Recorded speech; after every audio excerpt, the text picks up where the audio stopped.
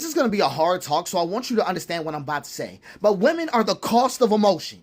Sit with that. Sit with that. Women are the cost of emotion. Because if the emotional man learned the truth at the end, the emotional woman learns it right at the beginning and gets punished for knowing it too soon. Where the emotional man gets loved and feared, she gets doubted and disciplined. Where his feeling gets treated like a power that needs containment, hers gets treated like noise that needs correction. For the first time, right, her very first time speaking honestly, the world answered her with calibration. Not are you okay, but are you sure? But are you sure? Not tell me more, but tone it down. Not I believe you, but let's be reasonable. So, just so you can understand what's actually going on. Women became the cost of emotion because the world refused to pay for it itself. When men were not allowed to feel safely, their feeling was somewhere else. And guess where it went? Into women's nervous systems. It's true. Their self-doubt, their second-guessing, their constant emotional bookkeeping. She was told too emotional. She was told she was too emotional while being asked to absorb everyone else's emotions quietly. She was told to be compassionate without ever being believed in her compassion. She was told to trust her intuition until that intuition named something inconvenient.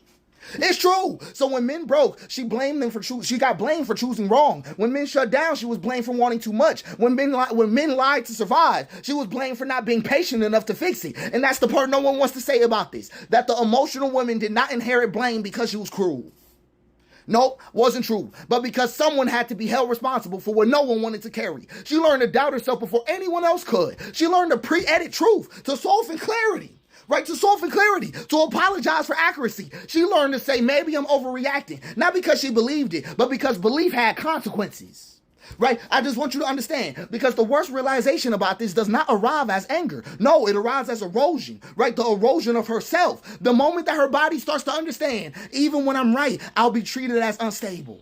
That's that breaking point, right? That's where some sacred fractures, right there. Not her empathy. Her empathy's still good. Not her intelligence, but her self-trust.